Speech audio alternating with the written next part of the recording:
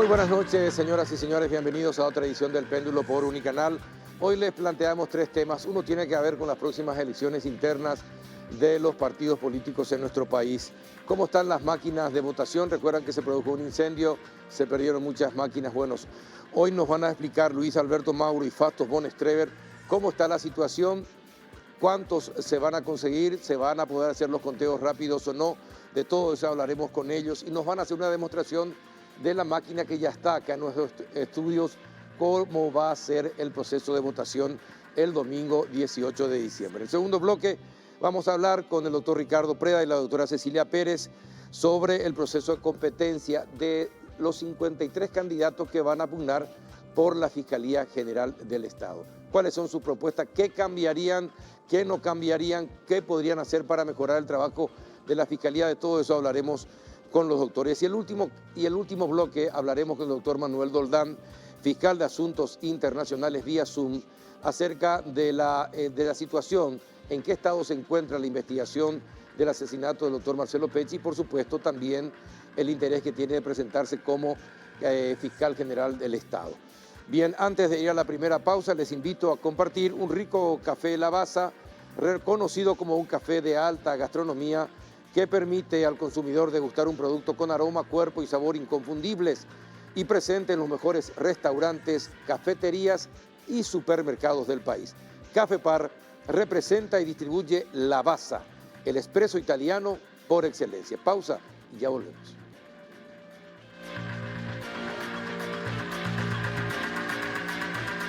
Vení a Bristol porque arrancó el Black Friday con las cuotas más bajas en todos los productos. La mayor variedad en televisores, celulares, notebooks, aires split, heladeras, lavarropas y mucho más. Y como si fuera poco, con tus compras participás de los 1.000 millones en premios. Escuchá esta super oferta. TV Win Smart de 43 pulgadas Full HD. Precio normal 18 cuotas de 317.000 guaraníes. Ahora solo 18 cuotas de 194.000 guaraníes.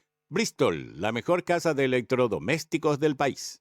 Todos los miércoles y jueves son de Big Sale en Farmacia Vicente Escabone. Hasta 50% de descuento. Medicamentos, perfumes, cosméticos, juguetes, accesorios y mucho más. Pensando siempre en tu salud y bienestar. Te esperamos en nuestras 70 sucursales o llamanos al delivery 418-5000 y 097-418-5000. Farmacia Vicente Escabone, tu farmacia más cerca tuyo.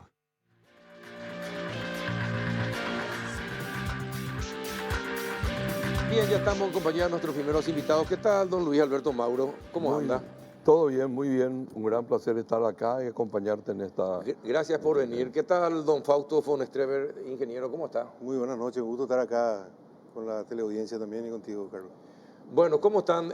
La justicia electoral no va a tener problemas el 18 de diciembre. No va a tener problemas. A pesar del incendio, de las máquinas perdidas. A pesar del incendio, porque también encontramos buena predisposición en los partidos políticos, ¿verdad? Qué bueno. Entonces, como tenemos menos máquinas de votación, aumentamos el número de electores por mesa y ahora está en el Parlamento subir, en lugar de cerrar a las 5 de la tarde, cerrar a las 7 de la tarde las votaciones. Si conseguimos eso, yo creo que vamos a estar muy, muy bien. Y el TRED también va a estar presente. ¿Sí? Podemos confirmar plenamente que vamos a tener la transmisión rápida de resultados electorales el 18 de diciembre. Si se aceptara la propuesta y terminara a las 7, ¿a qué hora tendríamos los primeros datos oficiales? Sí, claro. Bueno, nosotros siempre decimos que hay una variable ahí que es el tema del cierre de la mesa. Nosotros cierra la mesa y ahí ya se le pasa el certificado TREP al acopiador y el acopiador lleva al centro de transmisión. Entonces dependemos de esa hora de cierre o el tiempo que tarden. Yo creo que varía mucho de acuerdo a la elección, porque la elección del Partido Colorado tiene más candidaturas, entonces van a tardar un poquitito más en cerrar la mesa. Y yo creo que 2 horas después ya vamos a tener bastante avanzado el tema de los resultados. A partir de las 9 de la noche ya empezarían a conocerse los resultados. Sí, claro que sí. La cantidad de mesas va a ser similar a la que se tenía en principio preparado con todas las máquinas en la justicia electoral. Sí, varía un poquitito menos mesas por la cantidad de electores por mesa. O sea, justamente teníamos... Es decir, los padrones van a aumentar en cuanto a la cantidad así mismo. por mesa. Sí, o sea, electores por mesa es lo que aumentamos, entonces vamos a tener menos mesas, ¿verdad? Pero, bueno, lo que sí que tenemos que tener en cuenta es que el elector del Partido Colorado tiene la particularidad de que tiene que elegir 11 candidaturas en algunos lugares, en Capital 9, entonces ahí van a tardar más en votar, ¿verdad? Pero igualmente es ágil con la máquina de votación, pero sí se va a tardar un poco más que en los otros partidos, en la otra concertación. En todos los lugares van a haber máquinas de votación. En todos los, sin En todas las excepción mesas. alguna. Sin excepción. Sin todos los excepción. partidos. Ajá. Es para todos los partidos. Para todos los partidos. Qué bueno, esa es una buena noticia. Sí, sí. Pero eso sí, va a aumentar la cantidad de personas que van a votar en cada mesa. Sí. ¿Cuántos más? Podemos dar 370 a 400 electores 400 electores. por mesa en el caso del Partido Colorado y 700 electores por mesa en el caso del Partido Liberal. ¿Verdad? En realidad, sí, en realidad para el Partido Colorado teníamos 300 electores por mesa originalmente y se aumentó a 370 en todas las mesas. En a todas. 370. Bueno, dependiendo de la última mesa, como dijo el doctor Mauro, puede ir un poco más, ¿verdad? En la última mesa. Pero en general, todas las mesas es 370. Y en la concertación, otra vez tenemos una particularidad, que los locales de la concertación que van a elegir la chapa presidencial o los cargos concertados, vamos a tener mesas del Partido Liberal, mesas de Patria Querida, mesas de PRF, de Frente Amplio y de PDC. Entonces, esos partidos tienen diferentes cantidades de electores de acuerdo al lugar donde están. Pero en general, el Partido Liberal tenía entre 500 a 600 electores por mesa, aumentaron a 700. Pero ellos hicieron un estudio de participación de acuerdo a los lugares. Entonces ahí ellos se tomaron, digamos, la molestia y el estudio de hacer y aumentar la cantidad de electores hasta 700 electores por mesa. Y hay mesas de la concertación, o sea, dentro de esos locales vamos a tener mesas especiales, digamos, entre comillas, donde van a votar, como la concertación va a usar el padrón nacional, van a tener mesas de electores no concertados y no afiliados. Entonces ahí van a tener, teníamos previsto primero 2.000 electores por mesa y eso puede subir hasta 3.000 electores por mesa. No va a haber, en el mismo local no va a haber mesas para colorados o para liberales.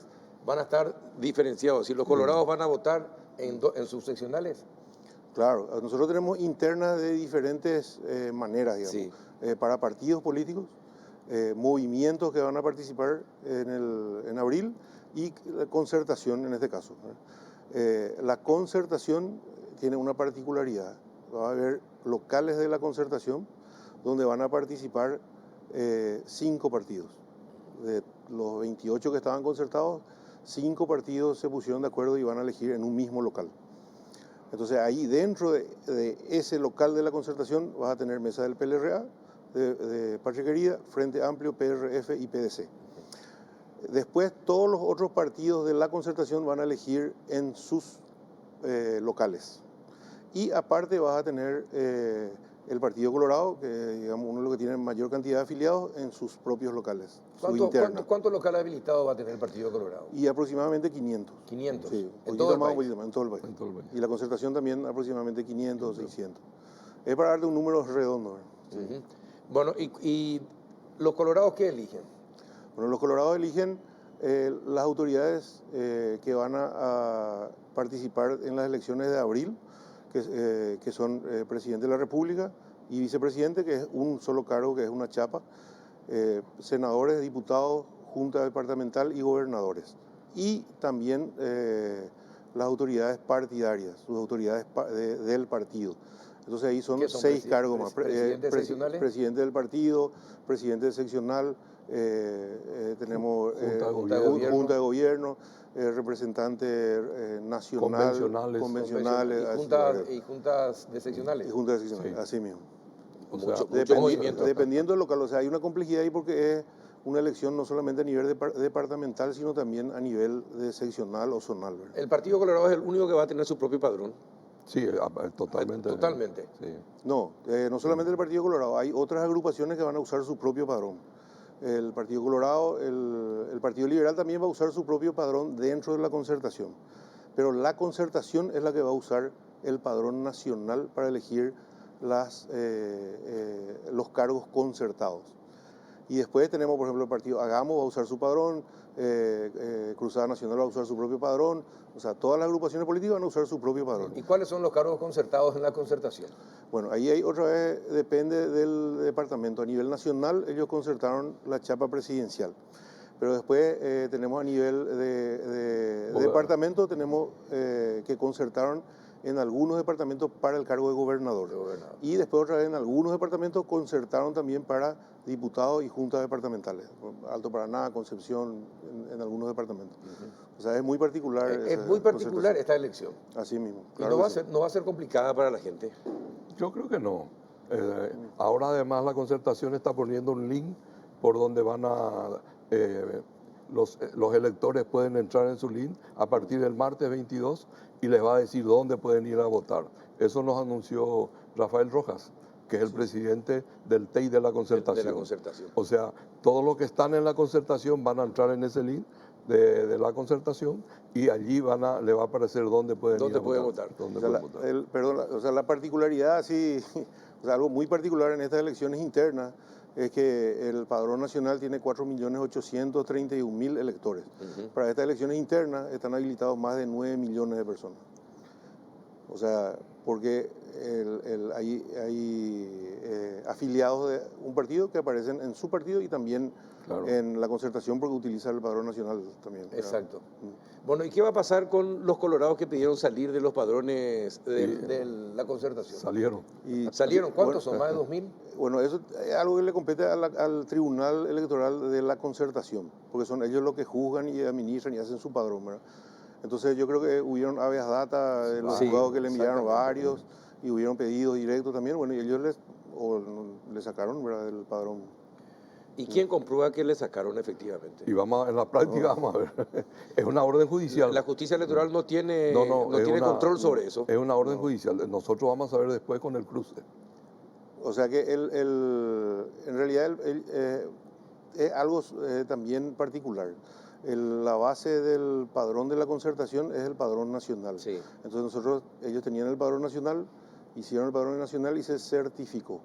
Pero después con los habeas data, ellos ahí le sacaron del padrón a las personas que lo solicitaron o que tenían orden judicial, ¿verdad?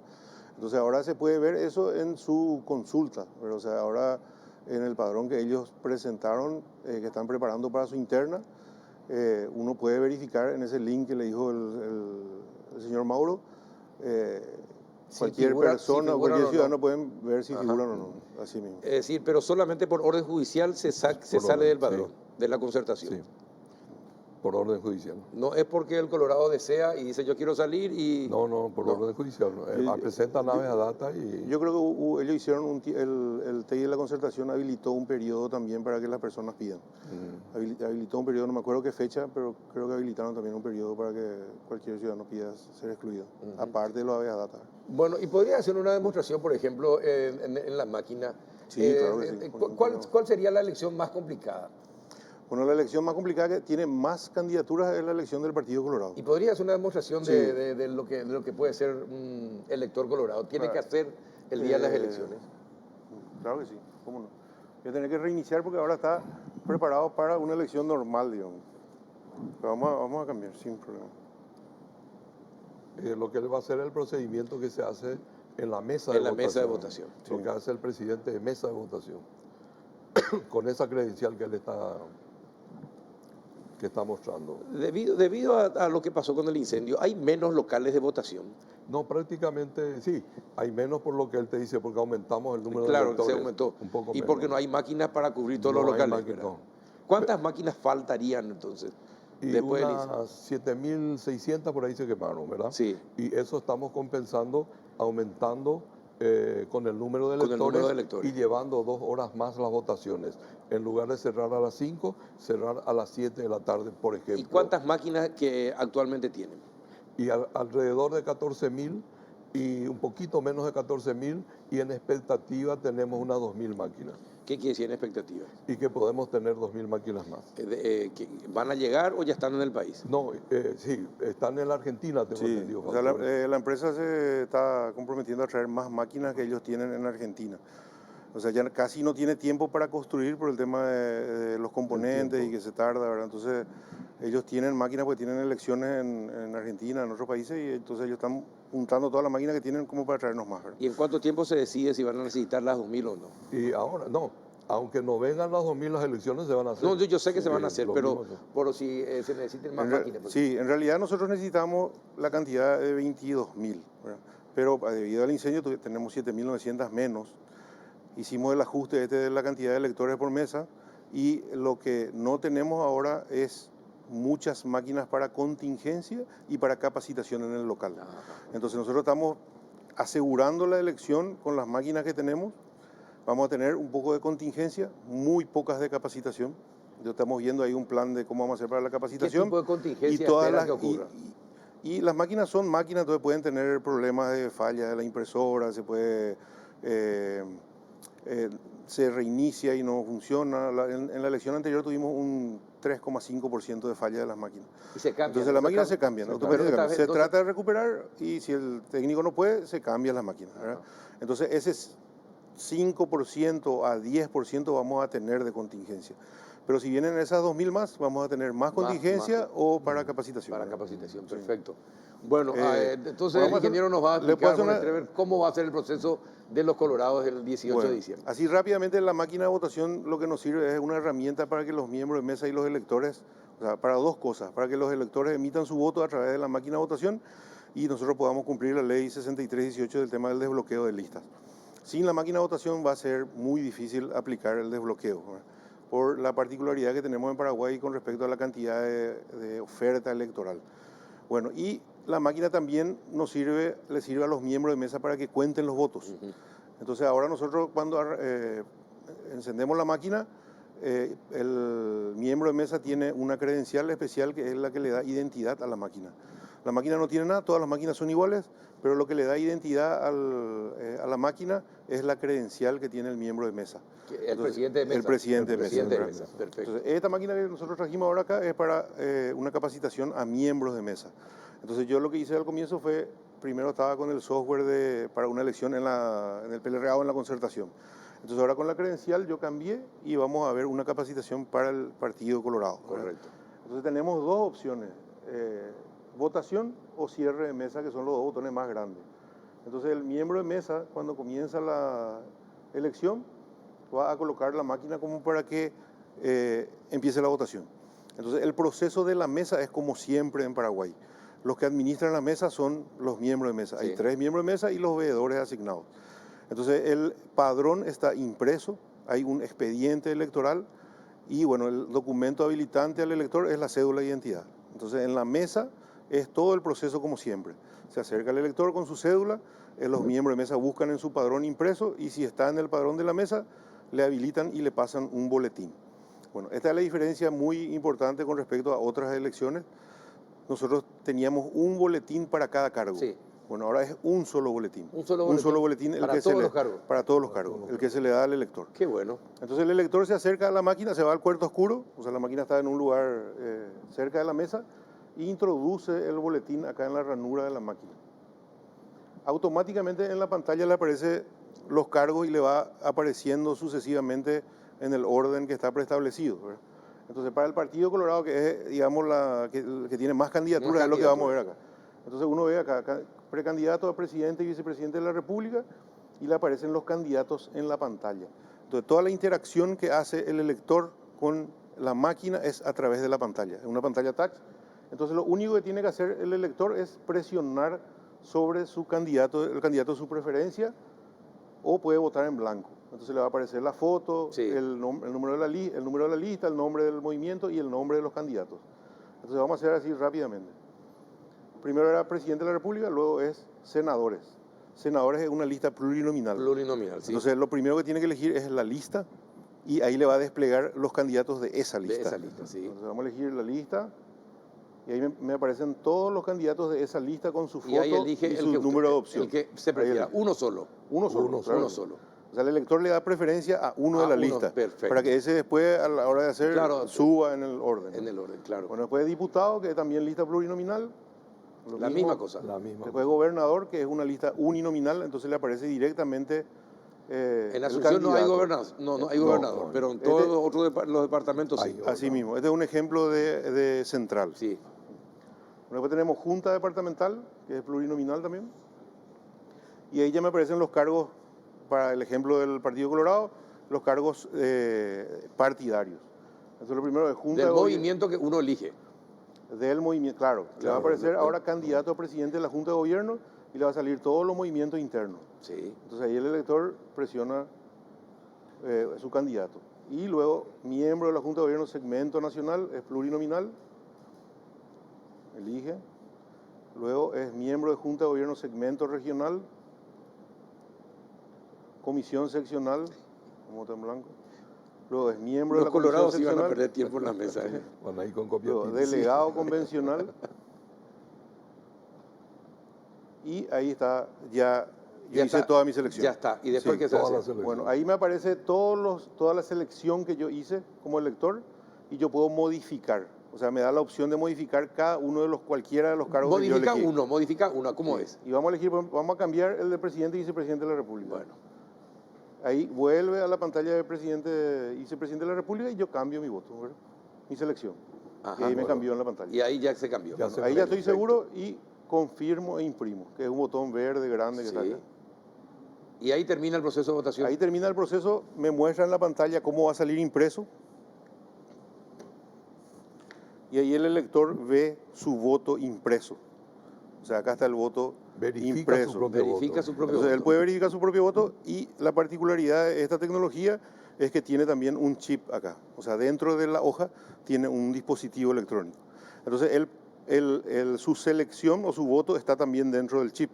Entonces, él lo que puede hacer es verificar también el contenido del chip, pasando el chip por el lector que está acá. Ujú.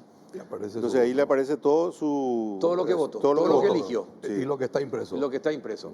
Bueno, ahí el elector dobla, se acerca a la mesa y ahí le firma el presidente de mesa. Previamente le tuvo que haber firmado los dos vocales. Claro. Los dos vocales y asentar acá el número de mesa. Entonces eso está en la ley y eso tiene que... Y después de la firma del respetarse. presidente se deposita. Se deposita en la En la urna de urna. plástico. Acá. Ahí está. Ahí. Ahí está. Ese es Pero el proceso. esta bolsa va a estar en la mesa, o sea, no va a estar cerca de la máquina. ¿no? Claro. Ese es el proceso de votación. Qué bueno. Eso Es rápido, ¿verdad? Claro, ¿no? Es rapidísimo. Para el Partido Colorado, que tiene mucha candidatura en 11 juego. candidaturas. Sí, es rápido. Y lo mismo pasa en la concertación y en todos los otros En partidos. todos los partidos. Igualito, el mismo proceso. El mismo procedimiento. Con menos candidaturas, Claro. porque no tienen internas partidarias. ¿Cuánto tiempo Hay otro- ¿Cuánto tiempo estiman por cada persona? Mínimo. Y ahí depende mucho del partido. O sea, para un candidato, o sea, para la concertación, por ejemplo, va a ser rapidísimo, va a haber solamente 5. O sea, ahí depende otra vez de qué partido. Claro. El Partido Liberal, por ejemplo, va a tener 5 candidaturas, entonces más va a rápido. tardar un minuto, a lo mejor menos, ¿verdad? En las mesas de la concertación donde solo eligen la chapa presidencial, segundos, Sí, porque es uno solo, sí. ¿verdad? Y después depende de cada partido, ¿verdad? En lo del Partido Colorado calculamos 3 minutos más o menos. 3 minutos. 3 minutos y Bueno, medio. para que Sí. la gente... Esto es lo que va a pasar el 18 de diciembre Igualito. en cada mesa de votación. En cada mesa de votación en todo el país. En todo el país. En todo el país. Ujú. Bueno, y, Bueno, y bueno, después está el procedimiento de escrutinio, ¿verdad? El procedimiento de escrutinio también es muy importante mencionar que es algo particular. O sea, la máquina sirve para que el elector emita el voto, pero también le sirve a los miembros de mesa para contar los votos. Entonces la máquina, cuando termina la votación, los miembros de mesa pasan otra vez la credencial, cargan todo su contraseña, su PIN, ¿verdad? Y ahí la máquina se convierte en una escrutadora de votos. Entonces para eso sirve el chip que yo le mostré. O sea, el procedimiento de cierre es como siempre también. Los miembros de mesa ven su padrón impreso, cuentan cuántas personas votaron, después se asientan un acta cuántas personas votaron ¿Y en esa mesa. ¿En cuánto tiempo te sale el Y ese es mucho más rápido. O sea, los votos no están en la máquina, Sí. sino que están en las los chips. boletas, Sí, en en la los boleta, chips. sí. Entonces, es un procedimiento otra vez que tiene que hacer el miembro de mesa, tiene que contar él. Pero es fácil porque él va pasando nomás ya el chip por el lector y ahí la máquina le va contando. Acá aparece como una grilla ahí al costado y le va apareciendo el contenido del chip. Entonces, Y el todo el escrutinio, mundo ve eso, ¿verdad? Sí, el escrutinio sí. es público y fiscalizado y es rápido. Es pasar cada chip por el lector y ahí va sumando. Cuando termina ese procedimiento, le da confirmar e imprimir y ahí le sale impreso el acta, el final. certificado TREP Sí. primero, después el acta de escrutinio y después el certificado de resultado. Espectacular. Es Y un bueno, control. sí, espectacular. Y bueno, qué suerte que está todo previsto. Todo previsto, no estamos teniendo ningún inconveniente. Y para las elecciones nacionales tampoco. Tampoco. Va a ser mucho más fácil eso. Sí, sí, probablemente sea más fácil las elecciones nacionales. Ahora estamos justamente en un proceso de capacitación a los miembros de mesa. Entonces le instamos a los partidos y a todos los miembros de mesa que se asistan a las capacitaciones, porque es muy importante que ellos estén capacitados, porque ellos son los que van a manejar las máquinas, ¿verdad? Y también le estamos capacitando a los soportes técnicos, que son funcionarios nuestros que van a estar ahí para ayudarle también a los miembros de mesa. Bueno, esperemos que sea una fiesta cívica realmente Esperemos. y que no haya problemas, que no se corte la electricidad. No, tiene baterías. Esto va a tener batería. No, por más que se corte por la más que energía. se corte. Perfecto. Son 12 Asegurado. horas de batería. De batería. Bueno, y que no haya tantos problemas en las computadoras. Así, claro que sí. Bueno, gracias, ingeniero, Bueno, gracias, por favor. Luis Alberto Mauro, Gracias a ustedes. por contarnos todo esto. Es espectacular para que ustedes sepan lo que van a hacer el próximo 18 de diciembre en las internas de sus partidos. ¿Vos tenés un candidato a fiscal? No, ¿No tenés? demasiado candidato. 53. 53 hoy, ¿no tenés uno? No, no. Bueno, tampoco, ingeniero. No, tampoco. Bueno, a la vuelta de la pausa vamos a estar con 2 de ellos. Ah, Así que si excelente. quieren quedarse, están invitados, si quieren presenciar el debate con Ricardo Preda y la doctora Cecilia Pérez. A la vuelta de la pausa. Muchas gracias. Muchas gracias. Volvió a Bristol la promo más grande del país. Vení, comprá y ganá 1.000 millones en premios. Sorteamos todos los días, millones en efectivo y tu compra te sale gratis. Además, con cada compra te llevas una cuota de regalo para tu próxima compra. Y como si fuera poco, en el sorteo final regalamos una increíble camioneta Volkswagen Amarok Full Equipo 0 kilómetro 2022. Aprovecha y comprá hoy con los mejores precios del país. Vos podés ser uno de los ganadores. Bristol, la mejor casa de electrodomésticos del país. Con los productos verdes de Regional Sustentable, contribuís a la sostenibilidad y conservación del medio ambiente. Te presentamos Viviendas Sustentables, el primer producto para la adquisición y construcción de proyectos verdes con certificación H, a una menor tasa de financiación. Ingresá a www.regional.com.py para conocer más detalles. Regional, creemos en vos.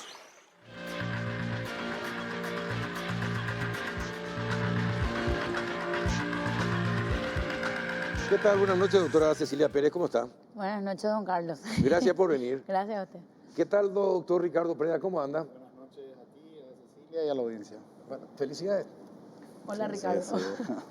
Nosotros estamos contentos. ¿Ustedes qué club es? Cerro. Ah, con razón, pues. Por eso no, pensando que podía ser cerrista. Bueno, está bien. ¿Qué les lleva a ustedes a presentarse para ser fiscal general del Estado? En un momento como este y con las tensiones que existen respecto de la fiscalía. A ver, doctora. Bueno, yo, Carlos, te quiero decir que yo amo mi país. Creo que nosotros estamos en un momento de inflexión importante. Tenemos una atracción a la inversión extranjera por el contexto que nos toca, pero también tenemos una situación geopolítica que nos lleva a tomar medidas un poco más drásticas para garantizar la seguridad jurídica, que es una eterna queja de los inversores, y todo el contexto de la situación en la que nos encontrábamos con el crimen organizado en aumento o con las dificultades con un esquema regional y nosotros en el medio de todo eso. Yo quiero jugarme a poder hacer algo más y poder trabajar en lograr eso. Uh-huh. Doctor, vos de la comodidad de ser abogado, querellante o defensor, ¿querés ser fiscal general del Estado? ¿Por qué? Bueno, sin duda que esta es mi segunda postulación. O sea, para mí el cargo de fiscal general del Estado es un cargo desde el cual se pueden liderar cambios significativos tanto para el sistema de justicia y como no solamente para el sistema de justicia, sino a través del sistema de justicia para el país. Y sin duda concuerdo con Cecilia que la seguridad jurídica es uno de los principales factores que debemos fortalecer en Paraguay, y la seguridad jurídica no significa condenar gente, sino que se aplique la regla. Y la regla, aplicar la regla no necesariamente coincide con lo que la gente quiere. La seguridad jurídica es fundamentalmente un trabajo simplemente de la Fiscalía o de todo el sistema de justicia. De todo el sistema de justicia, pero la Fiscalía creo que puede marcar la diferencia, porque en primer lugar es un órgano jerárquico, es decir, tiene una cabeza y la cabeza puede dar instrucciones directas a sus subalternos. El Poder Judicial no es un órgano vertical, es un órgano horizontal. Entonces, y bueno, finalmente el fiscal es el que requiere. Y si hay operadores del sistema judicial que cometen irregularidades, la Fiscalía tiene tanto la potestad de perseguir penalmente como también de llevarlos ante el jurado si la infracción es administrativa. Doctora. De hecho, que en ese punto coincidimos.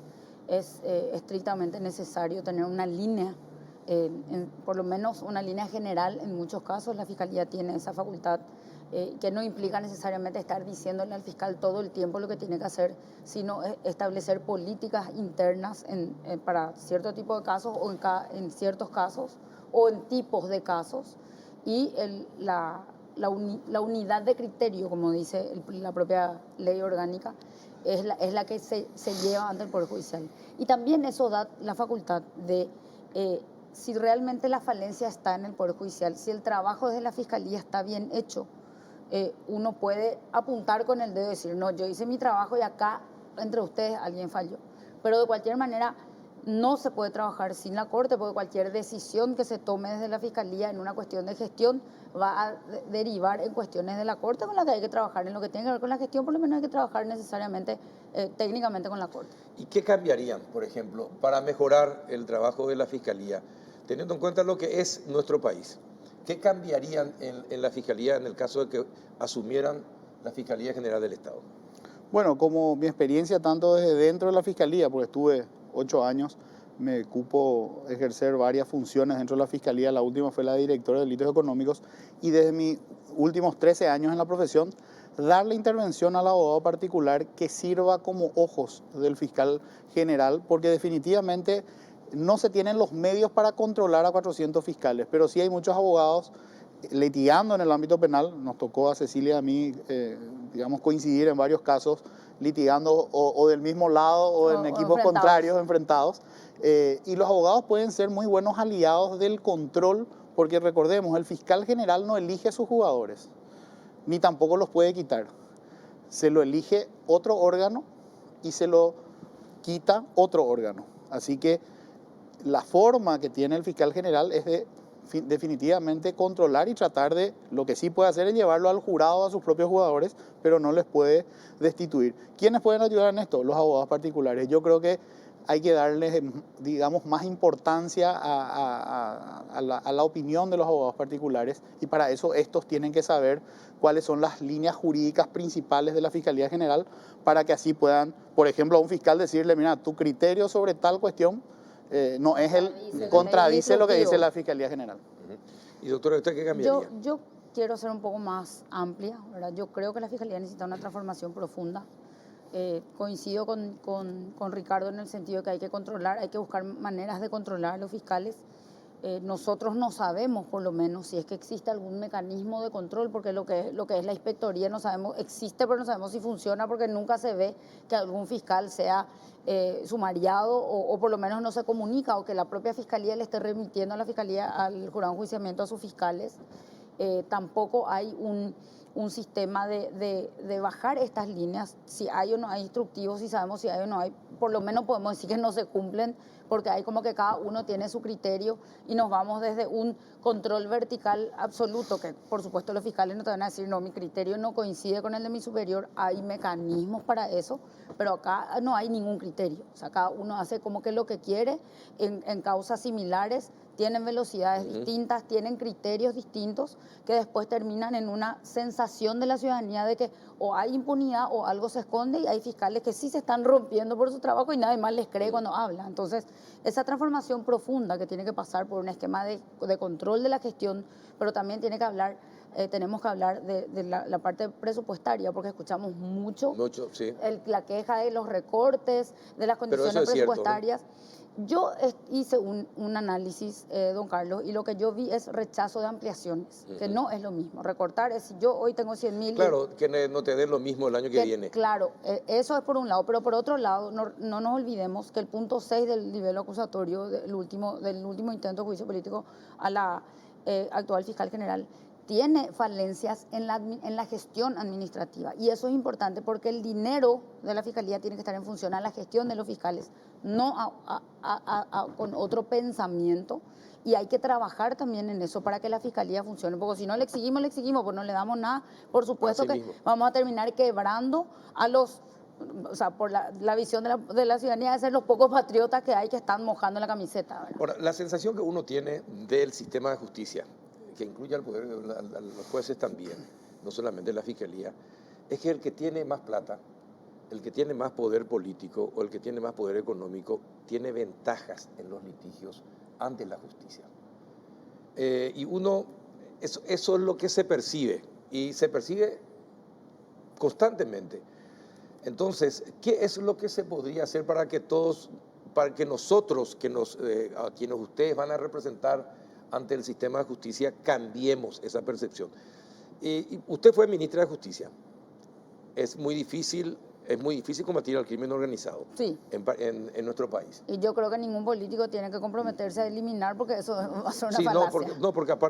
Porque aparte hay mucho también de injerencia política colaborando con el crimen organizado, eso es categórico. Pero entonces, ¿qué es lo que desde la Fiscalía se puede hacer para que eso que nosotros sentimos hoy cambie y que uno diga, yo confío en mi fiscal, yo confío en la Fiscalía? No va a ser solamente el pobre el que va a ser castigado, sino también va a ser el funcionario corrupto, que puede ser ministro o puede ser director administrativo, así como el empresario que contrabandea y que tiene mucha plata, pero no va a poder comprar fiscales, por ejemplo. ¿Qué se puede hacer en ese sentido?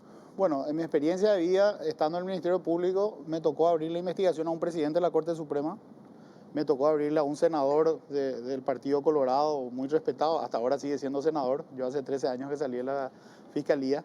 Y en la actividad privada me tocó el estudio llevar adelante querellas contra hombres como Ramón González Dar, y hemos obtenido condenas absolutamente, y por los tipos de casos que nosotros llevamos como querellantes, generalmente no son gente pobre las querelladas. Así que yo creo que la cuestión está en enseñar, en informar, para que la gente sepa que los casos no se deben decidir ni por el dinero, ni a favor ni en contra, porque también hay veces que se pretende utilizar la pobreza para hacer valer cuestiones irregulares. Bueno, y eso tampoco es tan igual como quien usa su fortuna para torcer la ley. La cuestión es hacer cumplir la ley, informar, y cuando tal vez una decisión sea impopular, con más razón informar y enseñar que el derecho penal no va acompañado de la popularidad. De hecho, que en los procesos penales alguien sale perjudicado de alguna manera en la mayoría de los casos. Pero sí, además de lo que dice Ricardo, acá hay que hacer primero un trabajo, y si vamos a hablar de la experiencia, nosotros seguramente no vamos a eliminar la corrupción interna del Ministerio Público, ¿verdad? Justamente porque la corrupción también tiene que ver con factores de formación o de capacitación, y uno no es el que decide quién va a ser su fiscal ni decide quién lo va a echar. Pero sí ir tomando medidas para adentro y para afuera. Tienen que ser los fiscales anticorrupción, tienen que ser ejemplos fuera de toda duda, ¿verdad? No solamente tienen que ser, sino parecer. También tenemos muchos casos de que sabemos que algunos no pueden justificar lo que tienen con el salario que tienen, teniendo un montón de prohibiciones de ejercer la profesión, el comercio. Pero además de eso, con eso el mensaje llega para que se pueda trabajar sin estar mirando el sentido del dinero. Y también la formación, ¿verdad? Si uno tiene argumentos, va a poder justificar, y alguien va a salir molesto y críticas van a haber siempre, ¿verdad? Pero si uno sale y explica los motivos por los cuales tomó la decisión y todo lo que se hizo, yo creo que se va a recuperar mayormente la credibilidad de la ciudadanía, pero también, Carlos, tiene que haber una política de puertas abiertas. Acá nosotros, gente se queja de que se va, que no sabe qué pasó con su causa, que no está el fiscal, que el asistente no le hizo caso. Se perdió esa sensibilidad social. No digo que los fiscales todo el tiempo estén recibiendo gente, pero tiene que haber una respuesta más allá de un expediente más, un caso más, porque eso es lo que también hace que la gente salga y cuestione. El pobre nomás luego se va preso, el rico es el que sale, y se va generando eso, porque el pobre se va y empieza a pasar un trajinar sin respuesta. Bueno, doctora, usted viene del gobierno, ¿verdad? Hasta hoy. Sí, hasta hoy, exactamente. Si tuviera que investigar a Mario Audo Benítez o a alguno de los ministros que fueron sus pares en este gobierno, ¿lo investigaría como a cualquier persona normal? Claro que sí, claro que sí. ¿Sí? Sí, porque se investigan hechos. Si hay elementos, hay que avanzar. Si no hay elementos, bueno, se explica por qué no se encontraron elementos. ¿Es una ventaja dentro del Consejo de la Magistratura que usted haya sido una persona cercana del gobierno y cuando el gobierno tiene un representante en el Consejo? Yo creo que en este momento es una desventaja con todo lo que se discutió en estos últimos tiempos.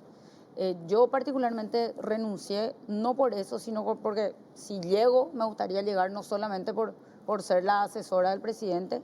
Yo tengo una carrera, esta es mi carrera, yo no vengo al ámbito político y no estoy probando suerte, y creo que corresponde que yo me aparte para dar esa garantía de transparencia en este proceso. Yo creo que probablemente seamos más atacados los que estamos estuvimos en el entorno del presidencial. Sí. ¿Y usted qué piensa, doctor? ¿Sería una ventaja para haber venido del entorno presidencial? Bueno, esa es una cuestión que lo debe responder el Consejo con la tarea de selección. O sea, yo no creo que la pertenencia a la doctora, yo conozco su trayectoria, bueno, circunstancialmente estuvo en el gobierno, ¿verdad? Pero yo conozco su trayectoria y no está vinculada. O sea, si ella sale, digamos, ternada, para mí no va a ser porque ella formó parte del gobierno, sino porque sé de su capacidad. También si es Arregui o Fernández u otra persona más. No, yo no creo que todos estén en la misma condición, ¿verdad? O sea, no significa que todos estén en la misma condición. Me refiero específicamente a la doctora Cecilia. ¿Y de los que le pregunté? Yo creo que hay personas que están solamente vinculadas al Poder Ejecutivo y esa puede ser su única virtud. Y porque lo único que pretenden es siempre estar en la función pública. Y a lo único que parece que aspiran es estar en la función pública. ¿Podés aclarar a quién te referís? No, yo creo que muchos de esos que nombraste están solamente para estar en la función pública y han demostrado con su gestión. Bien. ¿Por qué me mira así, doctora? Me hace sentir incómoda, Ricardo. Bueno, usted fue ministra de Justicia, era asesora de seguridad. Le tengo que preguntar también, porque creo que corresponde, ¿por qué es tan difícil combatir al crimen organizado que maneja las penitenciarías? Desde las penitenciarías se deciden a quién se le puede matar, a quién se le puede robar, etcétera, etcétera. ¿Qué pasa en nuestro país que hemos perdido el control y no tenemos la seguridad que tenemos que brindarle a nuestro pueblo? Hay un montón de factores, pero el principal es la corrupción del sistema penitenciario. El sistema penitenciario está consumido en la corrupción. Es difícil combatir la corrupción del sistema. Es muy difícil. Yo tuve muchos episodios muy complicados, justamente con esquemas de destitución de funcionarios. Es muy complicado trabajar bajando esas líneas de yo sé que no voy a evitar, o sea, que no voy a eliminar la corrupción del sistema penitenciario, pero disminuir por lo menos.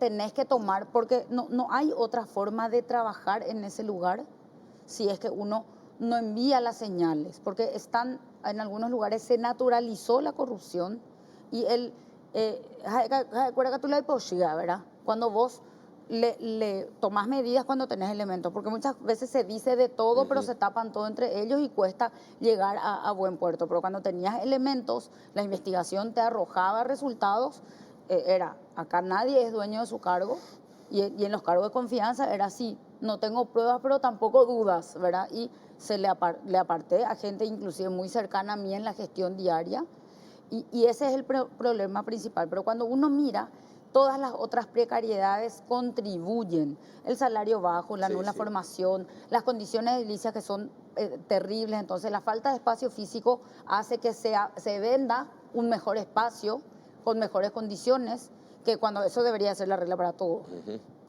Y doctor, ¿usted qué piensa, cómo piensa que desde la Fiscalía se puede, por ejemplo, se puede combatir eso de que los jefes del crimen organizado presos sigan operando impunemente de las cárceles? Bueno, en primer lugar, reducir los niveles de presos en las cárceles, ¿verdad? Y eso se logra racionalizando y volviendo racional principalmente el tema de la prisión preventiva. Cuanto menos personas tenés para administrar, obviamente es más fácil controlar, por un lado. Por otro lado, también dar, y desde el Ministerio Público, generar que parte del dinero incautado del crimen organizado vayan a políticas de verdadera reinserción social de las personas que estuvieron privadas de su libertad. Porque si definitivamente estas personas no tienen otras opciones luego de salir de la cárcel, bueno, el crimen organizado crece en función a la cantidad de adeptos que pueda tener. Si uno le va cortando la cantidad de adeptos, obviamente no lo va a poder terminar, porque si países del primer mundo no pueden terminar con el crimen organizado, difícilmente nosotros lo podamos hacer. Pero yo creo que lo podemos disminuir reduciéndole la cantidad de adeptos que pueda tener, y eso se hace con políticas públicas que se pueden impulsar desde la Fiscalía. Y por otro lado, no llevar a tanta gente por ciertos tipos de hechos punibles a la prisión preventiva, porque esa situación, y acá claro, esa situación puede generar un nuevo integrante del crimen organizado que, si yo no lo hubiera metido a prisión preventiva, no se hubiese adherido a esa organización. Es difícil luchar contra la presión social y contra la presión mediática de los medios. Es difícil, sí. Es decir, puede influir en el trabajo de la Fiscalía, por ejemplo, en la presión mediática. Yo repito lo que decían, lo que dicen siempre los fiscales, ¿verdad? Cuando nosotros trabajamos de justicia tratando de disminuir la cantidad de presos sin condena, o se logró, por ejemplo, y hubo mucha crítica hacia el Poder Judicial porque quitó una acordada que decía: no puede ser que la Corte saque una acordada recordándole a los jueces lo que dice la Constitución y las leyes. Pero ese también fue un respaldo al trabajo del juez desde la Corte, en el sentido de que a mí me llegaron a decir: a nadie se le manda al jurado enjuiciamiento por dar prisión, pero sí por liberar. Entonces era como un seguro, ¿verdad? No le iba a mandar adentro, después discutimos. El problema es que le mandas adentro 1, 2, 3 y después se te pasa que ese está adentro, se perdió en la cantidad de expedientes, y ahí tenemos una duración de la prisión preventiva aproximadamente de 4 años. Pero yo quiero sumar un poco a lo que dijo Ricardo, que desde el Ministerio Público es necesario trabajar en la discriminación de las personas que están liderando organizaciones o que son parte importante del crimen organizado, y el último eslabón de la cadena, que si uno descubre que tiene obligación de hacerlo, al momento de mandarle preso, por supuesto, las penas no van a ser iguales y las condiciones de la privación de libertad tampoco van a ser iguales y tienen que estar regladas. Nosotros dejamos en el Ministerio de Justicia un proyecto de ley que habíamos trabajado sobre todos los esquemas de máxima seguridad, que estaba pendiente de trabajarlo con la Corte y con la Fiscalía y con la propia Defensa Pública, porque el Código de Ejecución Penal le permite al sistema penitenciario hacerlo de una manera administrativa, decidir administrativamente quién va a tener prisión de máxima seguridad y quién no. Pero ahí uno está rozando ciertos derechos. El esquema de máxima seguridad es un esquema de aislamiento total. En el Brasil están 22 horas aislados y salen 2 horas al sol a patios que en los diseños actuales de los centros penitenciarios son patios individuales. O sea, ni en el patio tienen contacto con nadie. Entonces, sí. Pero eso tiene que estar arreglado, porque si no, vamos a terminar siendo demandados internacionalmente. Bueno, con relación al tema del crimen organizado, otro punto importante es tocar su fuente de financiamiento. Sí. O sea, el crimen organizado está en función al dinero que maneja. La privación de libertad no le quita mucha influencia en países como los nuestros, y en realidad ni siquiera en los países del primer mundo, a una organización. La cuestión está en atacar el tema del dinero. Y bueno, si algo me he dedicado en esta actividad es perseguir el lavado de dinero. Como dije antes, logramos la condena más alta hasta ahora en este país de lavado de dinero, como es el tema del clan González Daer. Así que Yo me considero absolutamente apto para este cargo y tengo la expertise para perseguir tanto los delitos que le afectan a la sociedad común, porque la gente dice estoy cansado de los robos, pero nunca te dice estoy cansado de quienes El le roban a este contrabando. país y el que me impide que yo me vaya a un centro de salud real. O sea, cuando yo le pregunto a mis Así alumnos mismo. quién fue víctima de un delito, solamente alza la mano a la gente que fue víctima de un asalto, pero nunca alza la mano al que fue víctima de la corrupción que le impidió tener buenos colegios, tener buenos hospitales, etcétera. Así que los delitos económicos para mí son los más importantes en cuanto a la nueva visión que tiene que tener el Ministerio Público. Doctora, es muy hábil, ¿eh? Ya se nota que está bien asesorado comunicacionalmente. Espectacular, doctor Prea. Yo estoy de acuerdo, pero yo quiero señalar que nos estamos olvidando de las unidades ordinarias, que son las que atienden esos casos que la gente, de lo que la gente sufre, ¿verdad? Y yo sé, puedo decir que en el Ministerio Público hay una queja interna del trato que tienen las unidades especializadas versus las barriales y las unidades ordinarias, que tienen un montón de casos con turnos que la están, yo sé que hay muchos fiscales patriotas que la están remando, hay otros que de tanto trabajo que tienen ya le da igual irse o no irse o hacer o no el seguimiento. A esa gente hay que atenderle, porque esa gente es la que no hay que olvidarse de ellos y hay que tratar cada cosa como corresponde, pero no olvidarse de ellos, porque ellos son los que le van a atender al motochorro, que pasa y le lleva la cartera a la que está esperando para irse a su trabajo en la parada del micro, y es también la unidad que se va a encargar de perseguir el abuso sexual que pasa en el seno familiar. Exactamente. Y por último, para los dos, la pregunta.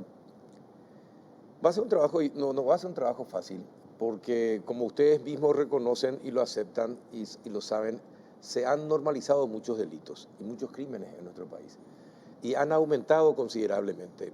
Cosas que no pasaban en Asunción o en el Departamento Central, hoy se convierten en cotidiano. Hasta hay motochorros que salen con rifles a asaltar últimamente en el Departamento Central, por ejemplo, ¿verdad? Entonces, ¿por qué creen que tenemos una sociedad tan violenta en los últimos años? Vuelvo a dos puntos que ya toqué: la educación y atacar los delitos económicos, aunque parezca un contrasentido, porque gran parte de esa criminalidad de calle es producto de las desigualdades que hay en nuestro país. Y esas desigualdades no provienen de los delitos comunes, provienen de los delitos económicos. Así que para mí el principal objetivo es atacar, digamos, la criminalidad del crimen organizado y la criminalidad económica, y educar y tratar de que la menor cantidad de gente ingrese a prisión preventiva por delitos que no se merecen. Porque cuando yo le meto a un joven de 16 años en prisión preventiva por el hurto de la garrafa de su vecina, no digo que hay que aplaudirlo, pero yo le meto por prisión preventiva a ese joven y a los 3 meses o 4 o 5 o 6 meses cuando salga ya va a agarrar una escopeta y va a salir con una moto, porque ya no tiene otra opción, ya puede convertirse en un adicto. Esa vez sustrajo la garrafa para comprar su entrada para verle a Bad Bunny, ¿verdad? Bueno, ahora entró a la cárcel 6 meses por una garrafa, sale y agarra una escopeta porque necesita dinero para meterle al Chespi. ¿Por qué? Porque se hizo adicto en la cárcel. Entonces, hay muchas cuestiones que están vinculadas con los problemas macro. Doctora. Sumado a eso hay que trabajar en la gestión judicial, en la mora judicial. Yo creo que el Ministerio Público inclusive puede aportar a elementos de prevención, de trabajar coordinadamente con otros órganos, aprovechando lo que produce Cenavico, por llamarlo de alguna manera, que hay que también ejercer un control importante de corrupción ahí, de la trazabilidad, de que se incauta hasta que llega al final, que no se pierda el dinero por el camino en algún lugar. O desaparezca nos viene. Que hoy mismo no se puede hacer si es que no se aporta inmediatamente, y aprovechar el bagaje que trae el Ministerio Público en su investigación para aportar inclusive a políticas públicas del gobierno, porque si se encuentra un patrón de conducta en ciertos esquemas, uno ya le puede decir a la DNCP o a Ministerio del Interior o al Ministerio de Salud: señor, el 80% de los casos que tenemos, las personas son adictas en tal barrio o en tal lugar. Entonces, ese trabajo articulado es necesario para que no siempre la respuesta sea la cárcel o la prisión preventiva, y de entrar y olvidarse, porque si sale a los 6 meses aplaudimos, pero muchas veces no salen a los 6 meses, ¿verdad? Entonces, esa mora judicial que nos lleva a un porcentaje elevadísimo de presos sin condena no nos lleva a nada. Bien, señores, les agradezco que hayan venido y que hayamos hablado de este tema. Y éxitos, doctor Preda. Muchas Si es gracias. electo. También usted, Gracias. doctora, Gracias. éxitos si es Gracias. electa fiscal general del Estado. A la vuelta de la pausa vamos a estar con el doctor Manuel Doldán, también candidato a fiscal general del Estado. Pero en primer término vamos a hablar con él acerca de la investigación del doctor Marcelo Pecci. ¿Cómo está esa investigación del asesinato del doctor Marcelo Pecci? A la vuelta de la pausa.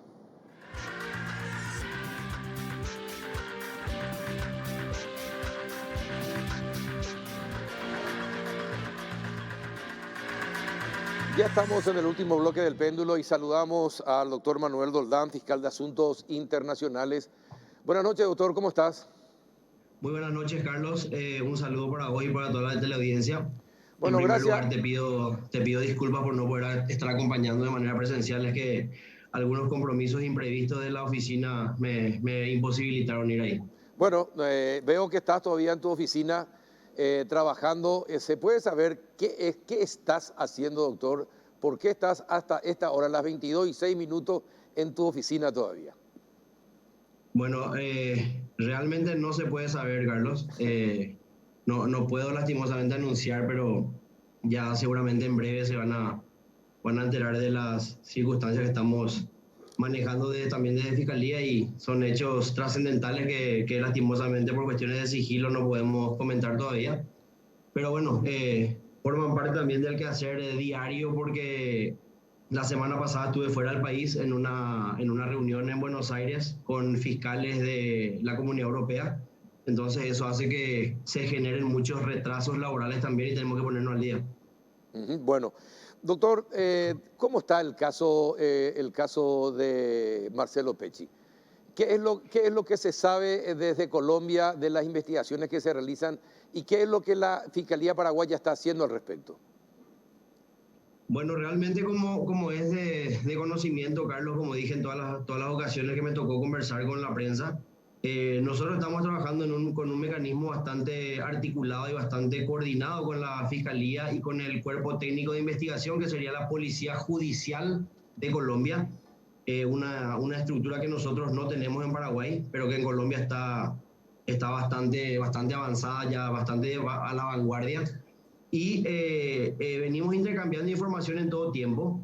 Lo que sí puedo comentar es que lo que pensábamos nosotros que se había cerrado como la fase de ejecución material del crimen de Marcelo todavía no ha llegado a su conclusión, porque van surgiendo elementos que forman parte del caudal investigativo que dan cuenta de otras teorías que están manejándose en contextos de inteligencia y que nos dan la información de que esto continúa en esa fase todavía antes de llegar a la frontera con Paraguay y poder así trabajar sobre la determinación del crimen de Marcelo, ya haciendo referencia a la autoría intelectual del caso. La investigación avanza de manera muy sigilosa, Carlos. Es algo que no solamente es propuesto por nosotros, también solicitado por las autoridades colombianas, y tenemos que trabajar en ese contexto. Claro.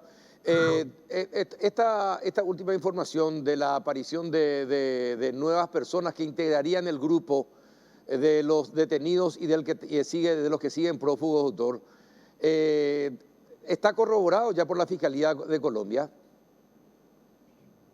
Sí, tenemos elementos suficientes, Carlos, pero como te digo, todavía en un nivel de investigación de inteligencia, no todavía como parte procesal, porque se están haciendo averiguaciones y otras técnicas especiales de investigación que nos llevan a estas informaciones que ojalá sean positivas como esperamos y que se podrían estar dando en cualquier momento. Ajá. ¿Y cómo está la situación del que no aceptó lo que la Fiscalía le proponía? ¿Cómo está ese caso y cuándo es el juicio de esa persona? Bueno, la audiencia está prevista para el día 26. Se había comentado en un primer momento en aquella audiencia que se suspendió que eso se daría el 24, pero compartiendo información con los colombianos el día de hoy, tanto en asuntos internacionales como en el CTI, el Cuerpo Técnico de Investigación, me habían comentado que se pasaba para el 26 la audiencia. Es una información un poco no usual, porque el 26 es un día sábado, y estoy corroborando de vuelta, pero en principio me confirman por esas dos instancias que sería el 26 la audiencia en donde se estaría ventilando el caudal probatorio de cargo principalmente en contra de Correa. Es el quinto detenido que no fue sometido a proceso formal todavía tras la aceptación de una sentencia anticipada como los otros 4. Ajá. ¿Y cuáles son las pruebas que se tienen concretamente contra Correa? Y son realmente pruebas bastante similares a las que se ventilaron con respecto a los otros 4 ya con sentencia anticipada. Hay muchísima prueba técnica. Colombia apuesta a la prueba técnica más que al testimonio. El testimonio realmente fue la prueba por excelencia siempre en el sistema penal, pero hoy se está delegando un poco porque es bastante endeble, puede desaparecer, se altera, cambia, existen temores fundados de sufrir represalias y no quieren hablar. Entonces, realmente el 95% de la carga probatoria en Colombia es prueba técnica, Carlos. Me refiero a seguimientos, escuchas telefónicas, cámaras de video, levantamiento de evidencia en el lugar de los hechos, contrastes científicos, forenses, muchísima prueba técnica y principalmente técnicas especiales de investigación implementadas por la justicia colombiana para poder probar la participación procesal de estas personas sometidas a proceso. Ajá. Los 4 que ya tienen condena, doctor, ¿brindaron datos importantes para la investigación? Yo no puedo hablar de eso, Carlos, porque eso puede realmente hacer al contexto de una eventual protección dentro del sistema penitenciario de estas personas. Es una cuestión que se pidió que se maneje con sigilo, no solamente lo que pudieron o no haber aportado estas 4 personas, sino también lo que pueda o no estar aportando Correa. Es una cuestión que hace al sigilo absoluto del proceso, principalmente por cuestiones de protección de las personas. Ajá. ¿Y cuáles son las teorías que va manejando tanto la Fiscalía colombiana como la Fiscalía paraguaya en torno a lo que sucedió? Y bueno, realmente, Carlos, eso va a ser bastante difícil de decir objetivamente ahora, porque si nosotros no llegamos a la frontera que existe entre la ejecución material del crimen de Marcelo y la decisión de ejecutar ese crimen, es bastante difícil entender las motivaciones principales.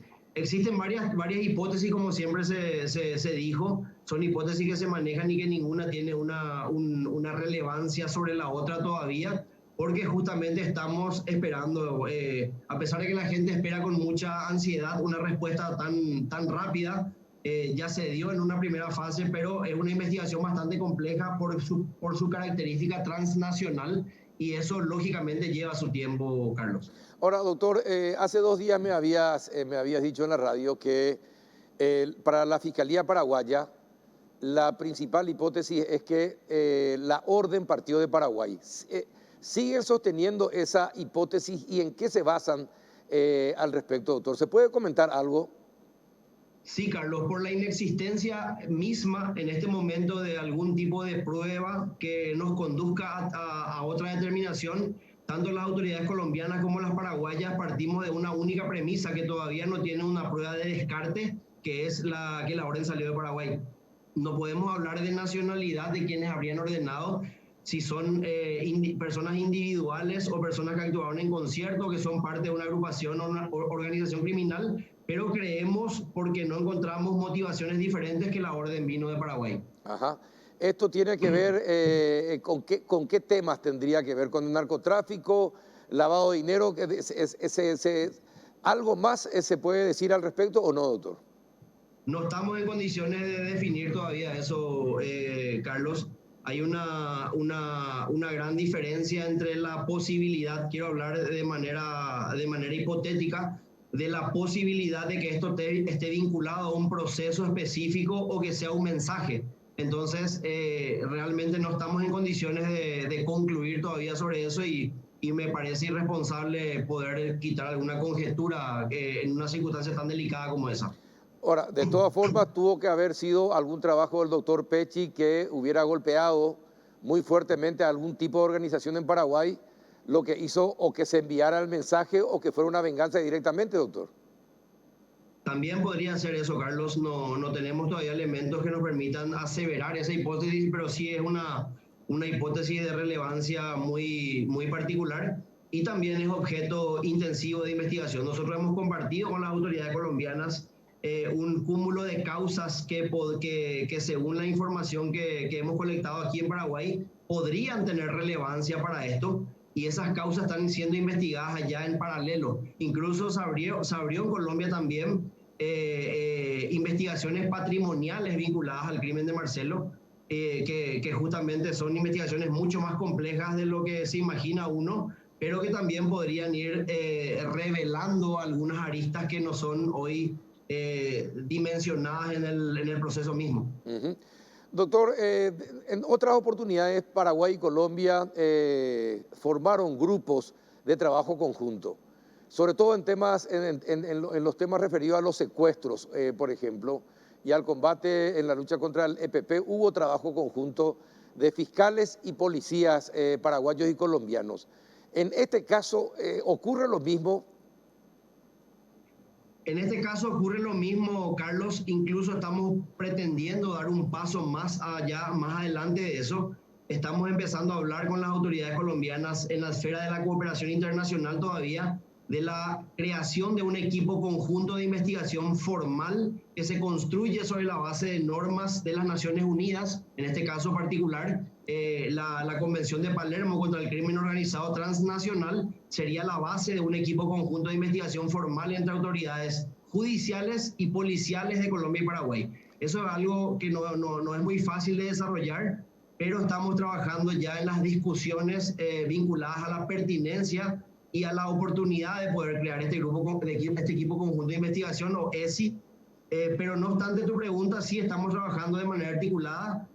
Cuando sucedió lo de Marcelo, nosotros fuimos a Colombia, un equipo paraguayo de la policía quedó allá, y con nosotros vino también un equipo de la policía colombiana a trabajar acá en Paraguay. Y aparte de eso ya se hizo una posterior visita también, tanto de nosotros a Colombia como de los colombianos a Paraguay, principalmente personas vinculadas al cuerpo técnico de investigación, que sería la otra policía de Colombia, que es la policía judicial. Y el trabajo conjunto avanza coordinadamente. Las instituciones colombianas y también las instituciones paraguayas colaboran, por ejemplo, sectores privados que tienen relación con las líneas de celulares, colaboran también con ustedes, doctor. Bueno, ahí hay que hacer una mirada un poco más integral, Carlos, porque nosotros, a pesar de la diferencia abismal que tenemos en estructura y en recursos, no solamente con la Fiscalía de Colombia, sino con el mismo cuerpo de investigación judicial, que es la Policía Judicial, se da una posibilidad de que ellos tienen, que nosotros no tenemos, de acceder de manera directa también a mucha información. Ellos, por ejemplo, hacen allanamientos sin órdenes judiciales y después le dan un control de legalidad. Ellos tienen la posibilidad de recolectar mucha información técnica también de empresas de telefonía y de cámaras de seguridad y cosas así, que les permite, lógicamente, y les facilita mucho la investigación del caso. Bien, está bien, doctor. Sé que debido a la gravedad, la delicadeza del caso, quisiera preguntarte muchas cosas, pero sé que me vas a decir que no por la delicadeza del caso. Entonces, te propongo algo. Vamos a cambiar de tema. Hasta acá llegamos con el caso Pecci. Ojalá rápidamente ese trabajo conjunto permita dilucidar, aclarar y saber quiénes son los responsables o los autores morales de este terrible crimen de Marcelo Pecci. Doctor, te presentás como candidato a fiscal también. ¿Qué te lleva a presentarte como candidato? ¿Ya querés dejar de ser fiscal de asuntos internacionales, querés ser fiscal general? ¿Por qué? Bueno, mira que amo mi función, amo mi rol. Realmente estoy muy contento en este lugar en donde mucho aprendí y mucho conocí de sistemas jurídicos bastante diferentes y de actores de sistemas jurídicos bastante diferentes y de manera muy intensa y cercana, pero yo creo, Carlos, que hay que aprender a interpretar los momentos y también las circunstancias que nos conducen a estos momentos. Uh-huh. Y por lo menos eso es lo que se intenta hacer, lo que uno intenta hacer, y yo creo que fue en esa línea que hemos tomado, porque hablo en plural porque realmente fue con mi familia, la decisión de postularme al cargo más importante de la Fiscalía General, que es la Fiscalía General del Estado, porque pertenece a una carrera de la que formo parte hace más de 20 años de manera ininterrumpida, y creo ya, a pesar de mi juventud, de mi extrema juventud, tener acumulada suficiente experiencia y también ya la madurez necesaria para procurar este cargo, Carlos. Esa fue la circunstancia particular que me condujo a tomar la decisión de postularme para el fiscal general del Estado. Hace instantes nomás me hablaste de la diferencia que existe en cuanto a recursos y capacidades entre la Fiscalía de Colombia y Paraguay. Teniendo en cuenta ese conocimiento que tenés, esos detalles, si fuera fiscal general del Estado, ¿qué cosas traerías de Colombia para que se pueda operar de la misma forma en la Fiscalía paraguaya? Bueno, realmente, Carlos, creo que la función de fiscal de asuntos internacionales me ha permitido lograr acercamientos bastante positivos con las instituciones que son ejemplo para nosotros. Me estaba hablando de Colombia en particular y yo te puedo asegurar que el acercamiento que tenemos con la Fiscalía de Colombia es bastante positivo, y incluso estamos empezando a intercambiar cuestiones vinculadas a política criminal. Nosotros hemos hecho una pasantía en el programa de protección de víctimas y testigos de Colombia, en donde nos han facilitado realmente todo el entendimiento y todo el bagaje necesario para poder avanzar en una cuestión tan delicada como esa. Ahora estamos trabajando, también estamos haciendo intercambio de pasantías, funcionarios paraguayos de diferentes sectores, de laboratorio forense, política criminal, de trata de personas, de protección a testigos, se trasladan a la Fiscalía de Colombia a hacer pasantías. Y creo que estando en el cargo, Carlos, tendré una posibilidad mucho más cierta por la capacidad de decidir de manera directa, de potenciar todos esos relacionamientos que tenemos con las fiscalías de afuera.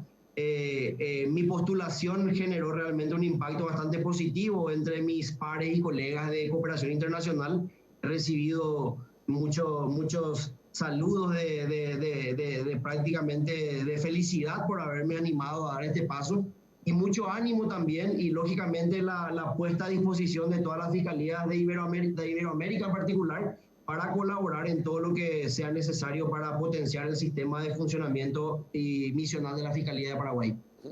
Doctor, la elección del fiscal general es político. Los políticos tienen la costumbre de creer que porque ellos también toman la decisión de elegirte, vos ya te quedás comprometido con ellos. Es más, tenés que ir a rendir frente a ellos, a hablar, generalmente te hacen preguntas y compañía, y se creen con derecho a exigirte después algún tipo de favor. ¿Cómo, llegaras a la Fiscalía General del Estado, cómo pensás evitar esas presiones de la clase política en primer lugar y también de los sectores económicos en segundo lugar? Y bueno, primero quiero comenzar diciendo, Carlos, que muchas personas creen que este proceso solamente tiende a elegir el próximo fiscal general del Estado. Y realmente eso es en los papeles, eso es en la burocracia y en la legalidad. Pero estamos muchísimo más allá de eso. Realmente nos estamos jugando la independencia de una de las instituciones más importantes del sistema de justicia penal. Y creo yo tener el bagaje necesario, la fortaleza necesaria y principalmente, Carlos, la independencia para poder tomar decisiones autónomas, independientes, sin que estén realmente conminadas con ninguna presión exógena, ningún factor político, económico de ningún sector que me impulse realmente a tomar determinaciones con respecto al funcionar de la Fiscalía. Yo ofrezco esa garantía de independencia, Carlos, porque yo no he formado jamás parte del gobierno, ni de este gobierno, ni de gobiernos anteriores. Mi carrera en la Fiscalía es ininterrumpida. Tuve oportunidades, tuve ofertas para salir a trabajar a otras dependencias del Estado y no las he aceptado porque amo la carrera fiscal. Y realmente la garantía de independencia se refleja en mi hoja de vida, Carlos. y creo que eso me permite tener la entereza suficiente y la fortaleza de poder hacer lo que corresponde. Porque cuando los pedidos corresponden, también se debe hacer lo que corresponde. Hoy la Fiscalía es o no independiente. Y bueno, realmente yo no tengo intención de dinamitar la Fiscalía, Carlos. Creo que estamos atravesando momentos desconcertantes en la historia política del país y de nada sirve hablar de algo que particularmente no tengo la posibilidad de cambiarlo o no. Mucho se dice y creo que entraríamos en un discurso demagógico si empezamos a decir si es independiente o no es independiente. Existen factores que alteran lógicamente la capacidad de actuación. Este sometimiento, a pesar de que es una acción constitucional, de 4 juicios políticos de seguido a la Fiscalía General del Estado, lógicamente genera vejaciones y dificulta de manera particular el trabajo, pero no obstante creo que tenemos que tener la fortaleza de seguir adelante, Carlos, sin caer en esas presiones, y creo que solamente una persona con independencia y coraje, independencia real, independencia objetiva, tiene la posibilidad de actuar de manera autónoma el día de mañana en este cargo. Doctor, alguna vez hablando con fiscales antidrogas y con la gente de la Senat me decían que el 10% de toda la droga que circula por Paraguay es la que se decomisa, el 10%. Paraguay hoy es un pasaje por donde pasa toda la droga que quiera pasar. Y es una lástima porque nos da una mala fama. Hay un simple elemento y un simple dato que certifica esa imagen que tiene Paraguay, el hecho de que no tengamos radares, algo elemental para el control de nuestro espacio aéreo, porque la droga que viene de Perú, de Colombia, de Bolivia, la mayor parte viene en avionetas, aterriza en pistas clandestinas y nadie controla todo eso. Y usted sabe lo que significa el crimen organizado. Ahora aumentan los casos de violencia en todo el país, de gente que necesita la droga porque está enviciada o porque usa la droga para enriquecerse ilegalmente. Desde la Fiscalía General del Estado, ¿qué podría hacer un fiscal general para contar con ese mínimo elemento de soberanía nacional como un radar, por ejemplo, doctor? Y bueno, realmente, Carlos, de lo que me hablas es una responsabilidad compartida entre varios entes del Estado. Así es. Justamente esas cuestiones a las que haces mención es parte de la política criminal, y la política criminal es un conjunto de decisiones estatales, no solamente de la Fiscalía, Carlos, de todos los poderes del Estado, incluso del constituyente. Son realmente decisiones estatales que tienen la responsabilidad gigantesca de determinar, de analizar esos fenómenos criminales y establecer mecanismos de respuesta que sean eficientes y efectivos. Es difícil hablar de lo que la Fiscalía puede hacer para conseguir un radar, porque no forma parte desde ninguna perspectiva de una función fiscal. Nosotros no tenemos funciones preventivas, tampoco nosotros no estamos asentados en los lugares, en las zonas específicas del país en donde se delimitan este tipo de actuaciones criminales, pero sí podemos ser una herramienta de impulso y de apoyo a otros estamentos del Estado. También es otra de las cuestiones que te estaba hablando al comienzo, Carlos. Estamos atravesando, como te dije, momentos desconcertantes en el país. La gente percibe vientos de odio y yo creo que eso en nada ayuda a que ninguna institución del Estado pueda tener una función eficaz y eficiente. Lo primero que yo pretendo hacer es empezar a trabajar con armonía, de manera coordinada y conjunta, porque tenemos que entender, Carlos, que la Fiscalía no puede hacer nada sin los otros organismos del Estado, y muchos organismos del Estado tampoco pueden hacer nada sin la Fiscalía. Y si nosotros no estamos trabajando en armonía, jamás le vamos a regalar a la comunidad de donde venimos, a esa ciudadanía de donde venimos, a la que pertenecemos y a la única a la que debemos responder, jamás le vamos a dar la posibilidad de ejercer libremente sus derechos y de vivir en paz. Si nosotros no eliminamos esa desarticulación, esa falta de coordinación interna entre instituciones del Estado encargadas de seguridad y de aplicación de la ley, nunca vamos a avanzar. Perfecto, doctor, te agradezco mucho la charla. Disculpa si te tuvimos más tiempo en la oficina, pero era muy importante esta charla para hablar sobre el estado del proceso del asesinato de Marcelo Pecci y también de esto que te importa personalmente como la Fiscalía General del Estado. Así que te agradezco y bueno, ya mañana seguramente volveremos a hablar para tener más detalles de esto que te tiene trabajando hasta tan tarde en la Fiscalía. Un abrazo, doctor. Un abrazo, Carlos, gracias por el espacio. El doctor Manuel Doldán, fiscal de Asuntos Internacionales. Percibe vientos de odio, señaló, ya me queda la frase. Vivimos momentos desconcertantes, realmente es así. Ojalá podamos superarlos todos juntos.